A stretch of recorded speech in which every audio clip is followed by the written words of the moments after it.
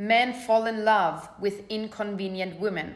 Men marry inconvenient women. Men run away with inconvenient women. Because let me tell you this, some of you are watching this and you've been cheated on, even though you've been married for years, you've bent over backwards, you've done everything for your man. How could he do this to me? Oh my God, he ran away with somebody else. He did not love you and appreciate you for the things you did for him, for all the convenience, for the reassurance, for giving him everything. What makes me so sure in saying this? Well, why did he run away with somebody who never did anything for him in the first place? And that's because, back to my point, men don't appreciate women or suddenly fall in love with them or suddenly have this huge sexual desire and interest and spark again because the woman does so much for him. Every time clients come to me and say to me, oh my God, he left me, he betrayed me, he cheated on me, even after all these years, I've done everything for this man. What did I do wrong? Exactly that. You just said it yourself. You did everything for this man. That is exactly why it went wrong. When you as a woman do everything for your man, you clean, you cook, not even just household chores or anything else around the house or the children. That's something different. It's motherhood, whatever. Let's even park that on the side. But even just the emotional support, giving him money, always checking in with him, making sure that his needs are met, that he is the one that has a good night's sleep, that he is the one that has eaten, that he's the one that isn't too stressed from work. Whenever you do that as a woman, you're giving yourself up and all your entire emotional, mental energy and focus is on him. And he does not appreciate it. Why? Because men love feminine women. When you always check in with him and you take leadership and control of everything in your entire relationship, even dinner dates, you're planning it, you're the one always doing the doing part, he has no part in your relationship or marriage because you are the masculine part. You are the doing part. You forgot what it feels like for him to meet your needs, for him to come your way, for him to maybe clean and cook every now and then too, or maybe get somebody around the house who can help with that, for him to take you out to dinner dates, for him to check in with you, for him to reach out first. You don't even know what that feels like anymore. That triggered some sort of anxiety in you that maybe you're drifting apart and you're distancing from each other. So you do even more for him and you're overcompensating for him to finally recognize your worth. Ladies, it's true. Men love bitches. They fall in love with bitches. I'm serious. You think I'm joking. I'm not. Because here's what you're not understanding. You could give a guy wifey qualities from the jump. You could be the nice, affectionate girl. You know, I'm so sweet. I'm over all the time. What do you need, honey? You need a foot rub? You need this, need that? Let me tell you something. That's fun, and a guy's going to accept that, and he's going to roll with that. But what is he going to do? He's going to chew you up. He's going to spit you out, and he's going to say, hey, thanks for that. That was really nice, but there's just no chemistry. There's that extra feeling, that extra mojo that I needed in the relationship. And how many times does that happen to you, girls? Probably all the time. What you don't get is that we want to turn bitches into wifey type. That's what we truly want. That's who we're really going to fall in love with. The girl that makes it hard. The girl that's independent. The girl that's doing her own shit. The girl that knows her own value. The girl that does not allow us in very quickly. The girl that takes her time and makes sure that we're not fucking around.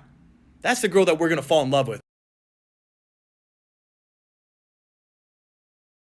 Men love bitches. So I'm currently reading through chapter 1, and there's a few attraction principles where Terry talks about how you basically show yourself, how like you need to put yourself on a pedestal, treat yourself as the prize, and that these are things that make you seem more attractive and make you be perceived as being more attractive. And it's very easy to say these things. I've done it before in the past. I was dating someone and I made it very clear that like I'm not the kind of person who gets jealous. So if we were on a date together and he wanted to go and talk to a girl or flirt with someone or check someone out, I wouldn't nag him. I wouldn't be like, ew, what are you doing? Oh my God, like we're competing against each other. No, I wouldn't do that. And I made that very clear to him because I was like, yeah, look at me. I'm being super confident. I'm setting my boundaries. I'm putting this in place. Don't mess with me. And then he told me he was going on holiday with another girl. So my initial reaction was, okay, that's our third date. You're going on holiday with another girl. Why are you telling me this? Like, we're not in a relationship. We've not decided to be exclusive. We're still getting to know each other. Now I'm just kind of like, ugh. And then I just wanted to kind of let it sit for a little bit, see what my head process was. Like initially I was just like, break up with him, done, it's over. What the fuck is this? Like, also, why do you have to travel to another country to get, like, are you that thirsty? Get a grip. But then another part of me was like, oh, but I really like him and we've had so much fun and we just like, you know, have so much in common and we have so much chemistry. And yeah, I took myself off that pedestal very swiftly, and I stopped making myself the prize in his eyes, and I was treated accordingly.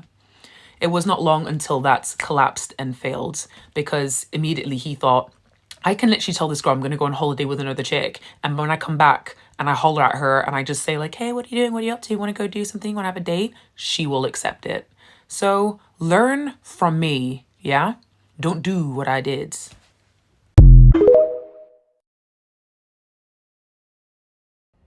Why Men Marry Bitches? Ladies, this should be your Bible. I know there are many relationship books out there and many of them very good, but compared to this one, they're just details.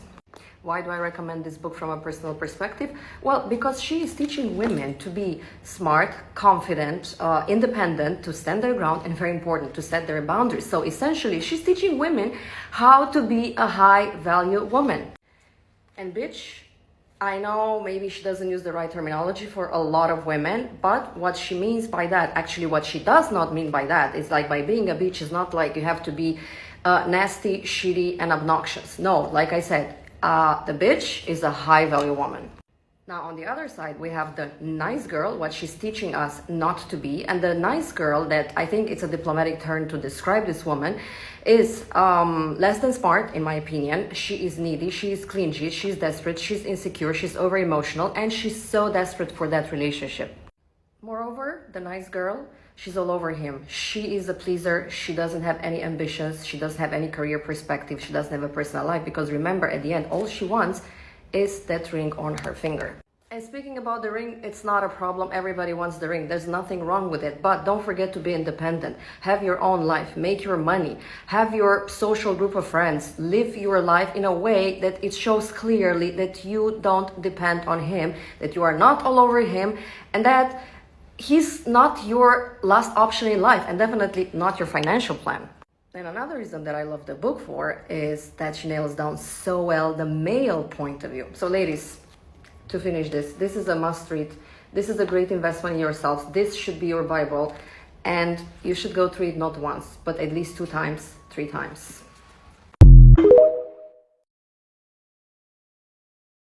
Women love attraction principle number 4. Sometimes a man deliberately won't call just to see how you respond. Thus far, this series has been me going through the different attraction principles and giving examples in my life of what not to do.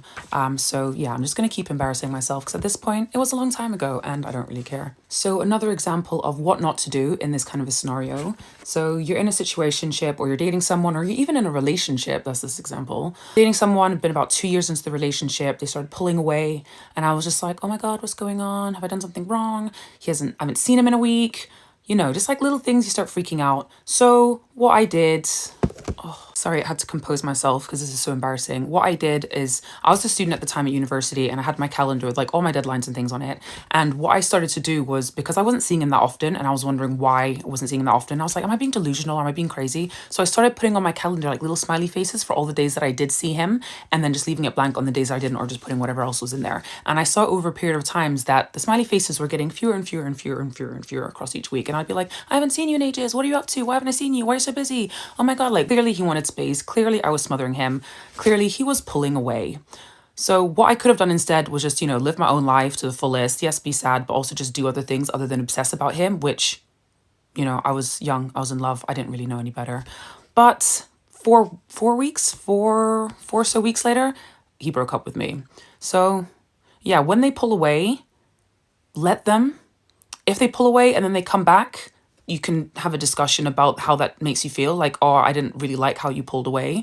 Or if they don't come back, that's just, another way of them breaking up with you. But yeah, don't start making calendars of smiley faces. Don't start obsessing about it. Don't start calling them every day. Don't start sending them passive aggressive messages. I don't know if they do it on purpose or not, but everyone's entitled to pull back and have some time to themselves.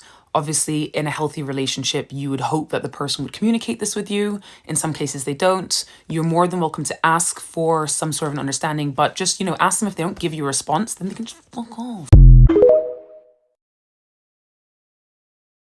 3 things I've learned from Why Men Love Bitches book that have changed my life completely. Follow me if you previously followed my old account and you would like to see more content like this. And this is like an Eastern European book Bible, but I've seen patterns that I've done that I would change if I was gonna do this all over again. First one, always give the appearance that he has plenty of space. It gets him to drop his guard. This means do not control him at the early stages of you dating. Don't ask him questions. Where are you going? What are you doing? Whose friends like are you meeting? I think you need to give him plenty of space until he reaches the point where he's in love with you and he's going to tell you all of those things himself. Whenever a woman requires too many things from a man, he will resent it. Let him give what he wants to give freely, then observe him. You can express what you want at the early stages of dating. For example, if you want to try this out Italian restaurant, you can let him know, but don't give him a list of the things that he needs to do for you, because he's not gonna do them, first of all, because he doesn't like you that much. And second of all, you're not his girlfriend. He will simply run away because he will just get scared. Just sit back and observe how he pursues you, and that will tell you a lot about a man. And if he doesn't match your criteria, do not lower your standards. Forcing him to talk about feelings all the time will not only make you seem needy, but it will eventually make him lose respect. And when he loses respect, he's gonna pay even less attention to your feelings. Do not try have those emotional conversations at the very beginning. You need to be composed. You shouldn't be emotional. It says here that women chase men to get them to talk about their feelings and have those forced conversations, and predictably they run. Because, for example, if a child wants to talk to their mum about how they feel, the mum is not going to run after them. The child needs to come to the mum first. So let him show how he feels about you, but don't constantly ask him, what do you feel? Let's talk about it. And comment below if you agree with this or disagree. Men are obsessed with self-centered bitches. Why? Because this type of woman doesn't take his freedom away. They're not needy, they're not desperate, they're not boxing their men in to the point where he's thinking, oh my god, get her away from me. Now sit down, this is gonna be a masterclass video, so get your pencils out, get your notebooks and papers out. I'm gonna explain to you why men love bitches and why you need to stop being needy and desperate. The difference between the needy, desperate woman, the loyal golden retriever, and the ultimate femme fatale black cat is that the woman that is unbothered, the black cat energy, is okay with the space between him and her. She doesn't all of a sudden jump when he says jump. She stays focused on her. He could do whatever the fuck he wants because she knows he will always eventually come back right next to her. If you are needy, you are not comfortable with the space between you two. He is leaving for work. You're calling him. How's your day going, honey? Oh my god, how are you feeling? Have you slept well? Have you eaten? Have you taken your protein shake? He's going out to the pub with the boys. Hey, honey, I just want to make sure when you're coming home, I already made the bed for you. I've also got our favorite movie on. Just about the mental attention and energy that you give him.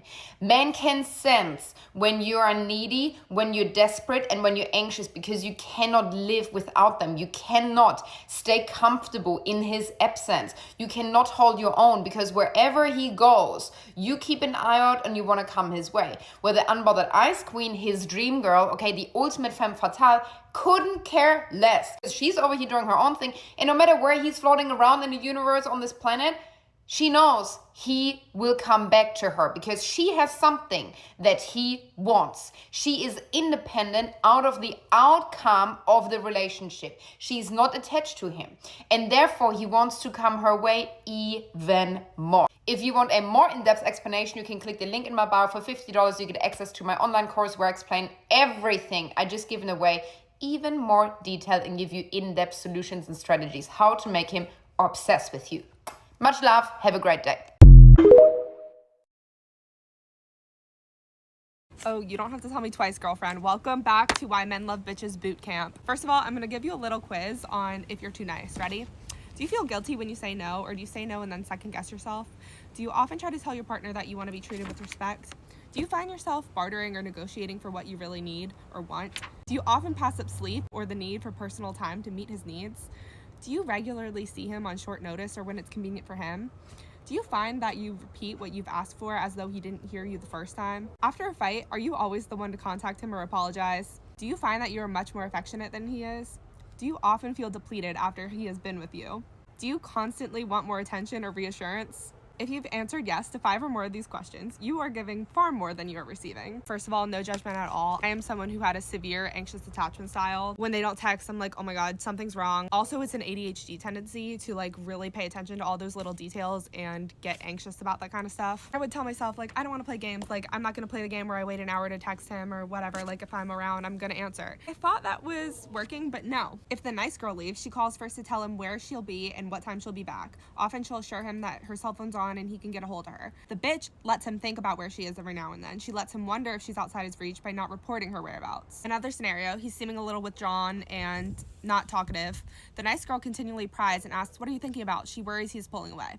The bitch is in her own thoughts. She doesn't panic, which makes him come her way. He says he's gonna call you around a certain time, but then doesn't call till midnight. The nice girl yells at him and says she was worried and that he should have called. The bitch isn't so easily upset. She isn't easy to read. She may or may not pick up the phone, which makes him miss her more. He is very late for a date and keeps you waiting. The nice girl waits, calls him on his cell phone 4 times, and tells him that he should value her more. The bitch waits a half hour and then makes other plans. The difference in these situations isn't as much as how you treat him as to how you treat yourself. The bitch's behavior lets him know without any words that she will not be pulling the plug out of her life to accommodate him. She talks a lot about how in the beginning it's especially important to like set your boundaries because that is how he's gonna learn how to treat you. If you're rearranging plans and like giving in so much in the beginning, he's like, oh, I can get away with this. I can be late and she's fine with it. I can take my time and plan around my own schedule and she'll accommodate to me. The nice girl will often cancel plans with the girlfriend if she gets a last minute date. The bitch will hold her own simply by keeping her previous set plans. I know one bitchy woman whose partner absolutely adores her. If she's painting her toenails when he calls, she'll still say, thank you so much, but I'm a little busy right now. But in conclusion,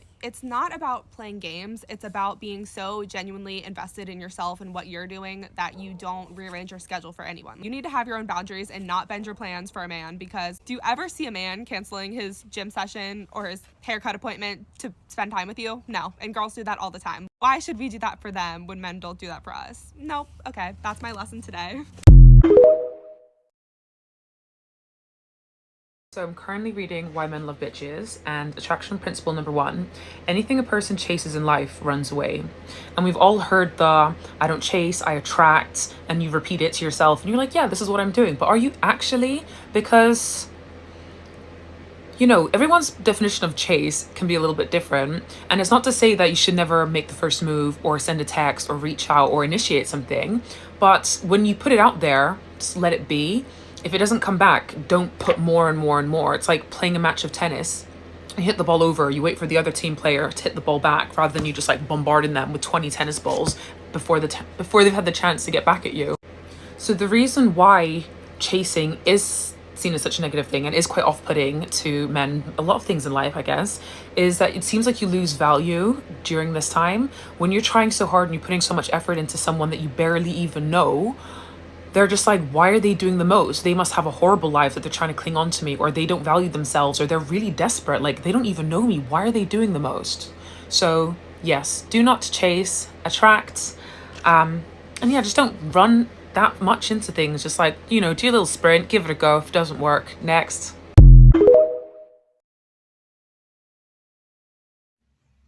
Okay guys, I'm going to be talking briefly about these 2 books. Just very briefly, I'm going to try and go through the books with you guys and give you the keynotes. Even though I'll give you the keynotes, please still go and buy these books, okay? The first major takeaway from these books for me is that a man is going to treat you how you treat yourself. If you're giving it up, you're starfish quickly, you treat yourself with indignity, you always avail yourself, he's going to view you as low quality, and that's how he's going to treat you, okay? Let men be men. Okay, that's the second one. Let him provide, let him protect, let him play his role as a man. Okay, because if you don't let the man play his role, he's going to find a woman out there who he will be masculine to. Okay, that's why you guys end up saying that, oh, I have everything, I have a car, but he still cheated on me with a girl from a shack, because that woman is allowing him to feel like a man. That 10 rand airtime he buys her, it makes him feel like a man. Let men be men. One of my favorite takeaways from this book is a woman should be a man's investment. Don't just be a girlfriend. Don't just be a wife. You must be his biggest investment, where he's spent most of his money on, where he's put most of his energy into, where he's put most of his emotions into. You must be an investment. And investments, if you're a cheap investment, it's going to be easy for him to leave you. You must be an investment, guys. Stop giving them things for free. Stop giving them sex for free. You must be an investment.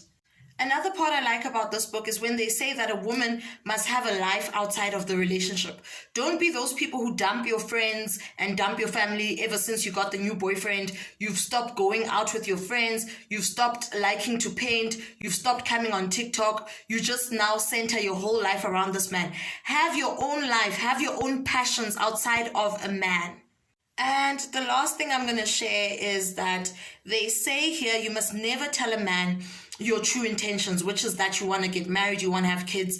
Don't tell them that. Most guys, that scares them away. If it doesn't scare them away, they use it as manipulation by saying, yes, me too, that's what I want, just until they get what they want. And I've spoken to you guys about this before in a TikTok. Still purchase the book. There's so many other things, but these are my favorite ones that I wanted to share with you guys, okay?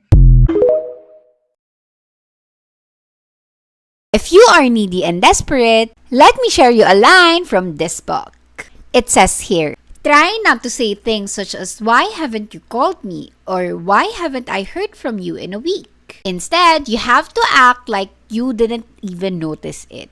Why? Because he doesn't feel as though he has a 100% hold on you. It says here, if you don't hear from him a little longer than usual, show him that you have absolutely no attitude about it. It gives him a reason to come your way because he won't perceive you as needy. Follow for more book learnings.